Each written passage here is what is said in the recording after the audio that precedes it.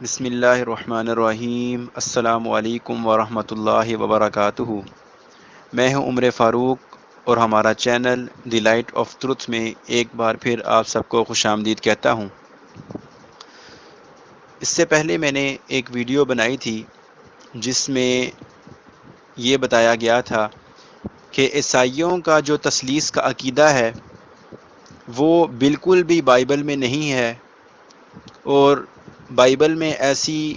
کوئی اگر آیت ہے بھی تو وہ مسیحی علماء نے اس کو حذف قرار دیا ہے۔ اسی کے پیش نظر ایک مسلم بھائی نے یہ پوچھا تھا کہ کیا بائبل میں کوئی ایسی آیات، کوئی ایسی پیشن گوئی موجود ہے جس میں آخری رسول محمد رسول اللہ صلی اللہ علیہ وآلہ وسلم کے بارے میں کچھ لکھا ہو۔ تو میں نے سوچا کہ اس بھائی کا جواب ایک ویڈیو بنا کر دیا جائے۔ جب ہم بائبل کو کھولتے ہیں تو اس میں سب سے پہلے ہمیں تورات، جو کہ ایک ایسی کتاب ہے جو کہ موسیٰ علیہ السلام پر نازل کی گئی تھی، تو اگر ہم تورات کو دیکھتے ہیں تو تورات میں جو استثناء، جس کا دوسرا نام تثنیہ شرع ہے، اس کا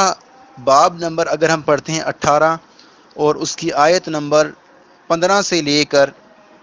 21 تک اگر ہم پڑھتے ہیں تو اس میں لکھا ہے کہ خداوند تیرا خدا تیرے ہی درمیان سے، یعنی تیرے بھائیوں ہی میں سے میری مانند ایک نبی تیرے لیے برپا کرے گا، تم اس کی سننا، جیسا کہ تو نے خداوند اپنے خدا سے حریب پر مجمع کے روز التجا کر کے کہا کہ میں خداوند اپنے خدا کی آواز پھر نہ سنوں اور ایسی بڑی آگ پھر نہ دیکھوں کہ میں مر نہ جاؤں۔ تو خداوند نے مجھ سے کہا کہ انہوں نے اچھا کہا، میں ان بھائیوں کے درمیان سے تیری طرح ایک نبی برپا کروں گا، یعنی کہ موسیٰ علیہ السلام کی طرح، اور اپنا کلام اس کے منہ میں ڈالوں گا، اور جو کچھ میں اسے حکم دوں گا وہ ان سے کہے گا، اور جو انسان میرے کلام کو، جو وہ میرے نام سے کہے گا، نہ مانے تو میں اس سے حساب لوں گا، اور جو نبی یہ گستاخی کرے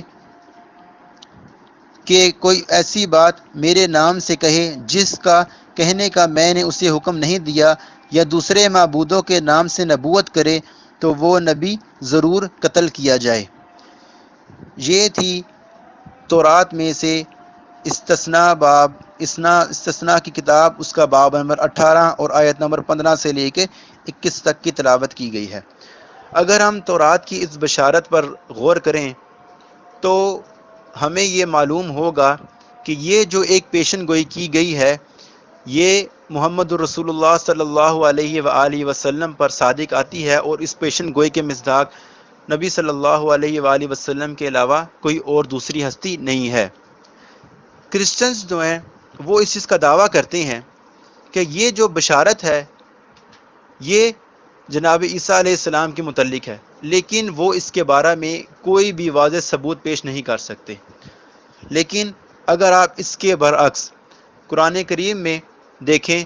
تو قرآن کریم میں بھی اس کے بارے میں کافی آیات ملتی ہیں۔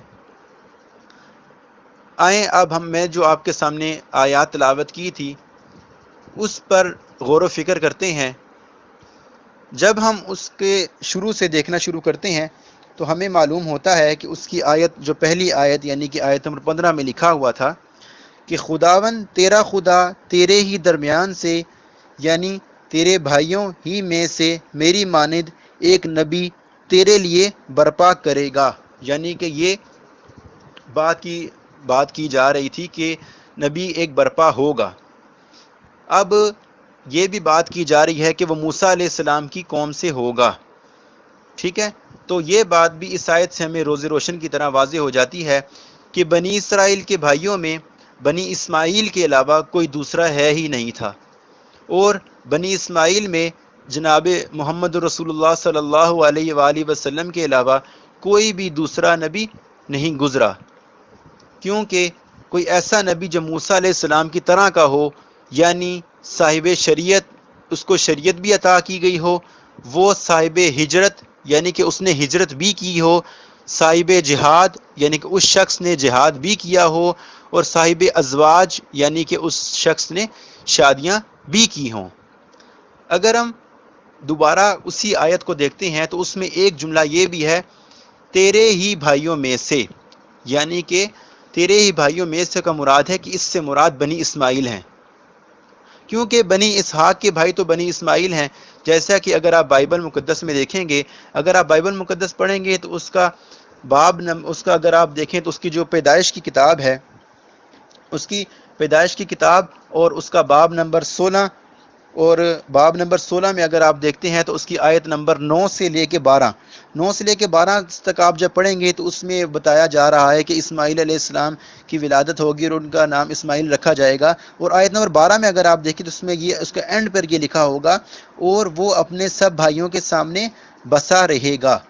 ٹھیک ہے۔ اور اگر آپ پڑھتے ہیں یہی پیدائش کی کتاب، اس کا باب نمبر 25 اور آیت نمبر 12 سے لے کے 18 تک اگر آپ پڑھتے ہیں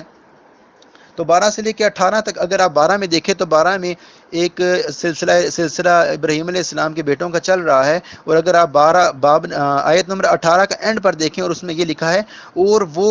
اپنے سب بھائیوں کے سامنے بسا رہے گا، یعنی کہ اسماعیل علیہ السلام، اس سے مراد وہ نبی صلی اللہ علیہ وآلہ وسلم کے بارے میں ہی ہے۔ اس کے بعد اگر ہم آگے چلتے ہیں تو یہ ہمیں معلوم ہوتا ہے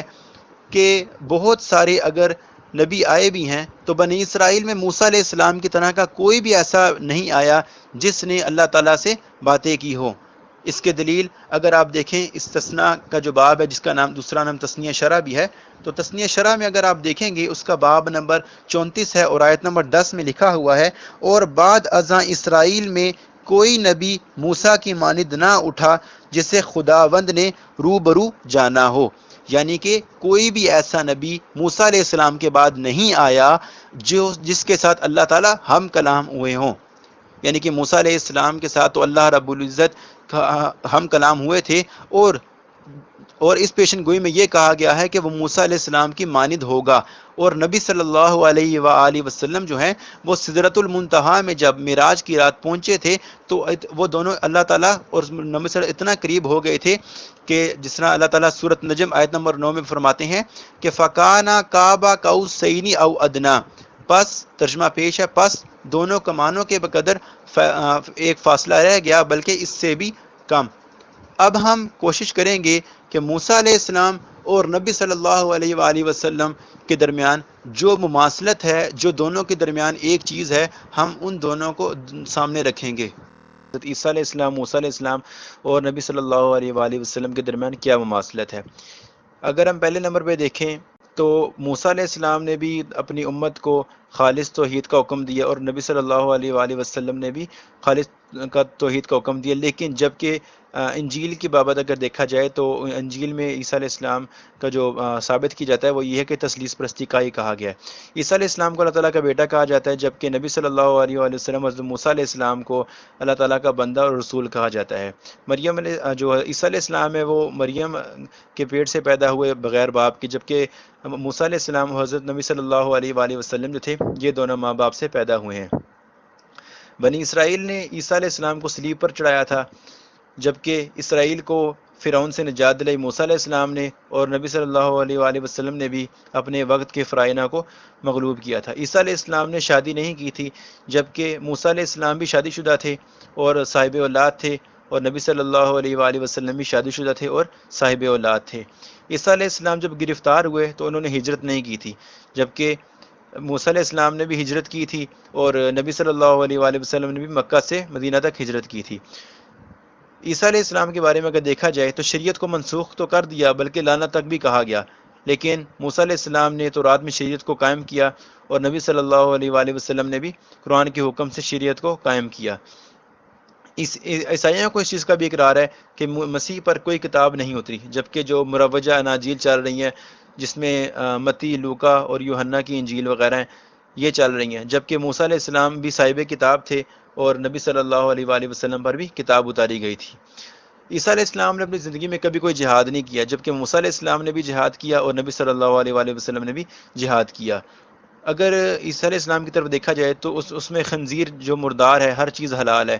لیکن موسیٰ علیہ السلام کی شریعت اور نبی صلی اللہ علیہ وآلہ وسلم کی شریعت، اس میں حلال اور حرام کی باقاعدہ تفریق کی گئی ہے۔ عیسیٰ علیہ السلام کی طرف دیکھا جائے تو اس میں سود لینا دینا جائز ہے، جبکہ موسیٰ علیہ السلام نے بھی سود کا مکمل طور پر حرام کیا ہے، اور نبی صلی اللہ علیہ وسلم نے بھی سود کی مکمل طور پر حرمت بیان کی ہے۔ تو عیسیٰ علیہ السلام کے بارے میں بھی یہ ہے کہ وہ کہتے ہیں کہ آدمی کے لیے بہتر ہے کہ وہ شادی نہ کرے، جبکہ موسیٰ علیہ السلام کی شریعت میں نکاح کا حکم ہے، اور نبی صلی اللہ علیہ وسلم کی شریعت میں بھی نکاح کا باقاعدہ حکم ہے۔ عیسیٰ علیہ السلام کی طرف دیکھا جائے تو وہ اپنی امت کے سبب لعنتی بنے ہیں، جبکہ موسیٰ علیہ السلام کی طرف دیکھا جائے تو وہ کہتے ہیں کہ اپنی امت کے سبب ملعون نہ ہونا، اور نبی صلی اللہ علیہ وسلم بھی یہی کہتے ہیں کہ اپنی امت کے سبب ملعون نہ ہونا۔ عیسیٰ علیہ السلام کی طرف دیکھا جائے تو کوئی شریعت ہی نہیں ہے تو سزا کیسی ہے، جبکہ موسیٰ علیہ السلام کی طرف اور نبی صلی اللہ علیہ وسلم کی طرف دیکھا جائے تو زنا کے باقاعدہ سزا کا بھی حکم ہے۔ عیسیٰ علیہ السلام کی طرف دیکھا جائے تو انہوں نے اپنی ماں کو سختی سے کہا تھا کہ اے عورت مجھے تجھ سے کیا کام ہے، جبکہ موسیٰ علیہ السلام کی طرف دیکھا جائے اور نبی صلی اللہ علیہ وسلم کی طرف دیکھا جائے تو والدین کے ادب و احترام کا وہ حکم دیتے ہیں۔ اسی طرح بہت ساری اور بھی چیزیں ہیں جو موسیٰ علیہ السلام اور نبی صلی اللہ علیہ وسلم کے درمیان مماثلت ہیں، لیکن عیسیٰ علیہ السلام بالکل بھی ان سے الگ ہیں۔ اسی طرح اگر ہم قرآن پاک میں دیکھیں تو اللہ رب العزت سورۃ مزمل آیت نمبر 15 میں فرماتے ہیں کہ اِنَّا أَرْسَلْنَا إِلَيْكُمْ رَسُولًا شَاهِدًا عَلَيْكُمْ كَمَا أَرْسَلْنَا إِلَىٰ فِرْعَوْنَ رَسُولًا۔ ترجمہ پیش ہے، اللہ تعالیٰ فرماتے ہیں کہ بلا شبہ ہم نے تمہارے پاس ایک پیغمبر بھیجا جو تم پر گواہ ہے، جس طرح فرعون کے پاس ایک رسول بھیجا تھا۔ دوسری جگہ اللہ تعالیٰ فرماتے ہیں وَشَهِدَ شَاهِدٌ مِّن بَنِي إِسْرَائِيلَ عَلَىٰ مِثْلِهِ، یہ سورۃ احقاف آیت نمبر 10 ہے، اور اس کا ترجمہ پیش ہے، اللہ تعالیٰ فرماتے ہیں اور بنی اسرائیل سے ایک گواہ نے بھی ایسی گواہی دی تھی۔ تو اس سے بھی یہی ثابت ہوتا ہے کہ نبی صلی اللہ علیہ وآلہ وسلم وہ ہستی ہیں جن کے بارے میں یہ تورات میں بشارت ہے۔ بعض لوگ یہ کہتے ہیں کہ اس سے مراد یوشع بن نون ہے، لیکن اگر ہم یوشع بن نون کی طرف دیکھتے ہیں تو حضرت موسیٰ اور حضرت یوشع علیہ السلام میں مماثلت کیسے ہو سکتی ہے؟ کیونکہ موسیٰ علیہ السلام جو ہے وہ صاحب کتاب ہیں اور ایک نئی شریعت رکھتے ہیں جو اوامر اور نواہی دونوں پر مشتمل ہے۔ اس کے برعکس اگر ہم دیکھتے ہیں تو یوشع علیہ السلام جو ہیں وہ ایسے نہیں ہیں، بلکہ وہ موسیٰ علیہ السلام کی شریعت کے ہی تابع ہیں۔ تیسری نشانی اگر ہم دیکھتے ہیں تو یہ تیسری نشانی یہ بیان کی گئی ہے اس پیشن گوئی میں کہ وہ اپنی طرف سے کلام نہ کرے گا، یعنی کہ اس کا مطلب ہے کہ اگر ہم اس چیز کو دوبارہ دیکھیں جو ایک نشانی پہلے بیان کی گئی تھی تو اس میں بھی یہی بیان کیا گیا تھا، اس میں فرمایا گیا تھا کہ میں اپنا کلام اس کے منہ میں ڈالوں گا اور میں اور جو میں اس کو حکم دوں گا وہ اس سے ہی کہے گا، یعنی کہ وہ اپنی طرف سے نبی کچھ بھی نہیں کہے گا۔ تورات میں یہ بیان تورات نے جو ایک صفت بیان کیا نبی صلی اللہ علیہ وسلم کی جو بشارت بیان کی ہے، اسی کو قرآن پاک میں بھی بیان کیا گیا ہے۔ اللہ رب العزت فرماتے ہیں کہ وَمَا يَنْطِقُ عَنِ الْهَوَىٰ إِنْ هُوَ إِلَّا وَحْيٌ يُوحَىٰ، یہ سورۃ نجم کی آیت نمبر 3 اور 4 ہے۔ ترجمہ پیش ہے، فرماتے ہیں اور محمد صلی اللہ علیہ وآلہ وسلم نہیں کلام کرتے اپنی خواہش سے، مگر وہ جو کچھ بھی کہتے ہیں اللہ کی وحی سے کہتے ہیں جو ان کے منہ میں ڈالی جاتی ہے۔ اسی طرح اگر ہم سورۃ مریم اور آیت نمبر 37 دیکھتے ہیں تو اس کا بھی اللہ تعالیٰ فرماتے ہیں فَإِنَّمَا يَسَّرْنَاهُ بِلِسَانِكَ لِتُبَشِّرَ بِهِ الْمُتَّقِينَ وَتُنذِرَ بِهِ قَوْمًا لُدًّا، ترجمہ پیش ہے، پس بلا شبہ ہم نے اس قرآن کو تیری زبان پر آسان کر دیا ہے تاکہ تو اس کے ذریعے متقیوں کو بشارت دے اور کجراہوں کو ڈرائے۔ اسی طرح اللہ رب العزت ایک اور جگہ سورۃ شعراء آیت نمبر 192 سے لے کر 196 میں اللہ تعالیٰ فرماتے ہیں اور یقیناً یہ جہانوں کے پروردگار کا اتارا ہوا ہے، اس کو روح الامین کے ذریعے تیرے قلب پر اتارا تاکہ تو گمراہوں کو اعمال بد کے نتائج سے ڈرانے والوں میں سے ہو، اور واضح عربی زبان میں اس قرآن کا ذکر پہلی کتابوں میں موجود ہے۔ اسی طرح اگر ہم دیکھتے ہیں تو ہمیں معلوم ہوتا ہے کہ اگر ہم بشارت میں دیکھیں تو اس میں ایک چوتھی نشانی ہے جس میں یہ لکھا ہوا ہے کہ اس نبی پر اطاعت سب کی فرض ہے، یعنی کہ جو نبی آئے گا اس پر اس کی اطاعت ہر کسی کو کرنی ہوگی۔ دوبارہ آپ اسی پیشن گوئی کو اگر دیکھتے ہیں تو اس میں لکھا ہوا ہے کہ جو کوئی میری باتوں کو جنہیں وہ میرا نام لے کر کہے نہ سنے گا تو اس کا میں حساب لوں گا، یعنی کہ یہ نبی صلی اللہ علیہ وسلم کے بارے میں ہے کہ نبی صلی اللہ علیہ وسلم جب آئیں گے تو ان کی شریعت تمام تا قیامت لوگوں تک کے لیے ہوگی، نہ کہ صرف بنی اسرائیل کی کھوئی ہوئی بھیڑوں کی طرف۔ اسی لیے اللہ رب العزت قرآن پاک میں فرماتے ہیں، سورۃ نساء آیت نمبر 80 میں اللہ تعالیٰ فرماتے ہیں کہ من یطع الرسول فقد اطاع اللہ، یعنی کہ ترجمہ پیش ہے کہ جس نے میرے محمد صلی اللہ علیہ وآلہ وسلم کی اطاعت کی اس نے اللہ تعالیٰ کی اطاعت کی۔ دوسری جگہ اللہ تعالیٰ سورۃ محمد آیت نمبر 33 میں فرماتے ہیں کہ اے لوگو، اے ایمان والے لوگوں، اللہ اور اس کے رسول کی اطاعت کرو اور اپنے اعمال کو ضائع نہ کرو۔ قرآن کریم میں 30 سے زیادہ مقامات ہیں جہاں نبی صلی اللہ علیہ وسلم کی اطاعت کا حکم دیا گیا ہے۔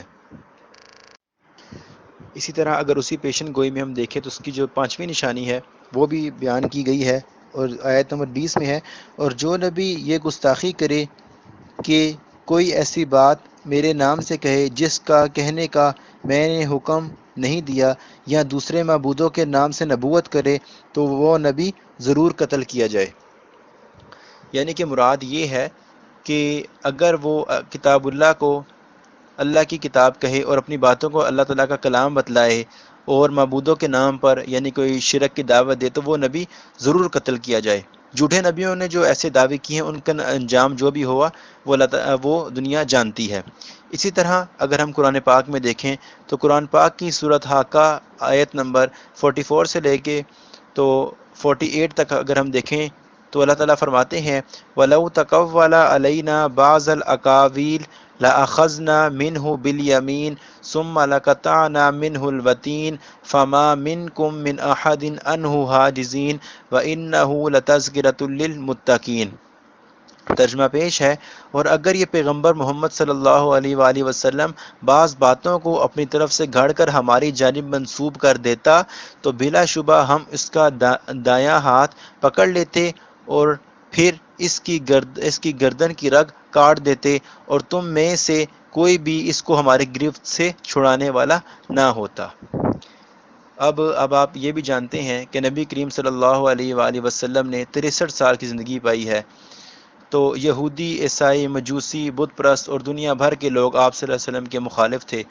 اور آپ صلی اللہ علیہ وسلم پر جنگیں بھی مسلط کی گئی ہیں، آپ صلی اللہ علیہ وسلم کے سر پر انعام بھی رکھے گئے ہیں، لیکن اس کے باوجود بھی اللہ رب العزت نے آپ کی حفاظت فرمائی ہے، اور اس کے علاوہ آپ کے دین کو بھی مکمل فرمایا ہے، اور آپ کی بھی طبی موت ہوئی ہے۔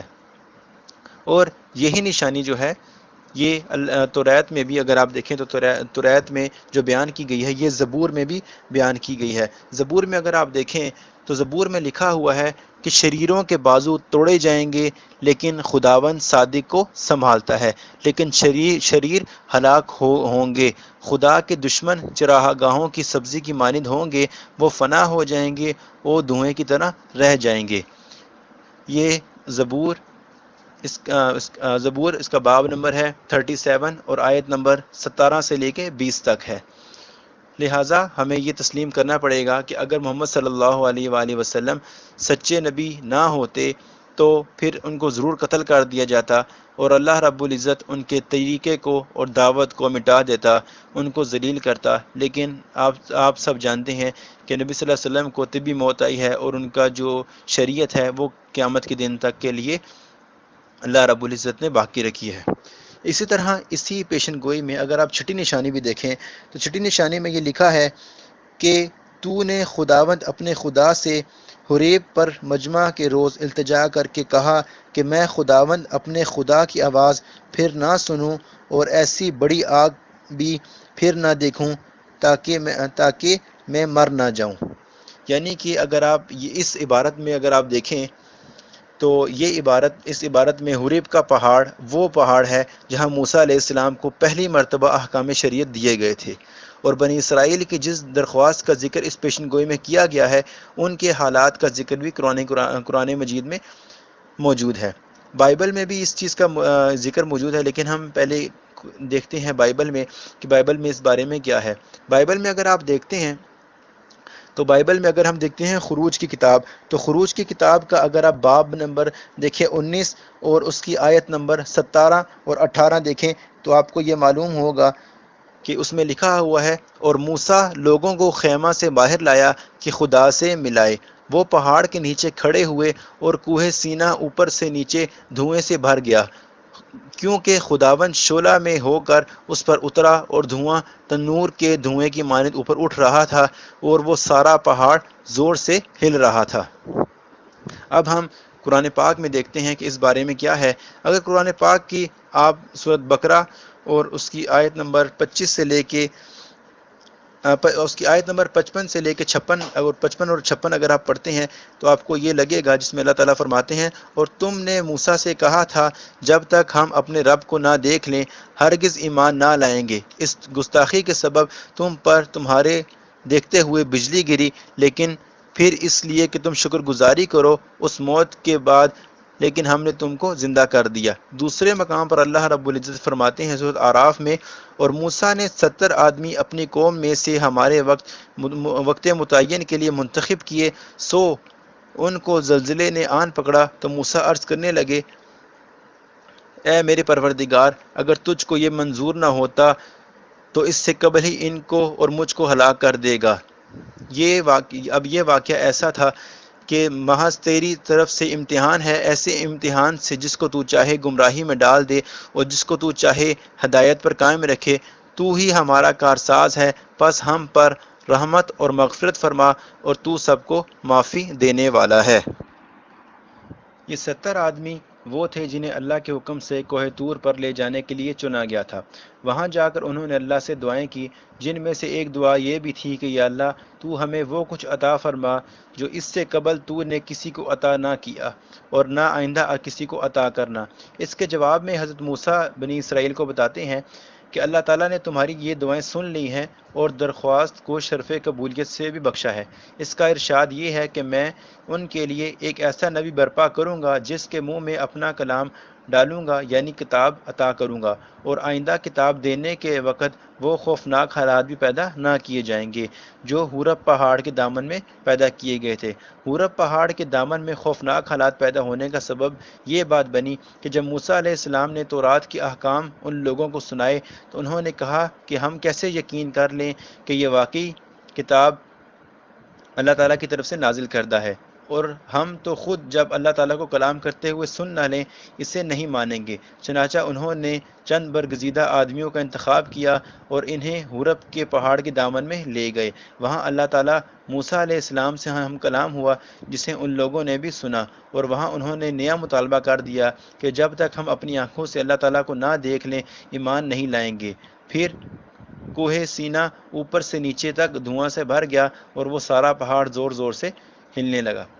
اب آپ دیکھیں کہ ان تصریحات پر غور کرنے کے بعد اس امر میں کوئی بھی گنجائش، شبہ کی کوئی گنجائش نہیں بچ جاتی کہ یہ نبی صلی اللہ علیہ وآلہ وسلم کے بارے میں تھی، کیونکہ حالانکہ مشرکین مکہ نے بھی ایسی ہی گستاخی کی تھی کہ جب نبی صلی اللہ علیہ وآلہ وسلم سے کہنے لگے کہ تو آسمان پر ہمارے سامنے چڑھ جائے، تیرے محل اور باغات وغیرہ ہوں، مگر ان کے لیے وہ حالات پیدا نہیں کیے گئے جو حورب کے میدان میں پیدا کیے گئے تھے، بلکہ ان کو مہلت دی گئی ہے تاکہ ان کو قیامت کے دن سزا دی جائے۔ اب آخر میں یہ بات کہوں گا کہ اگر ہم یہ دیکھیں کہ اگر یہ عیسائی لوگ یہ کہتے ہیں کہ اس سے مراد عیسیٰ علیہ السلام ہیں، تو پھر ہم اس چیز کو دیکھیں کہ پھر عیسائیوں کو عیسیٰ علیہ السلام کے آ جانے کے بعد کس چیز کا انتظار نہیں کرنا چاہیے۔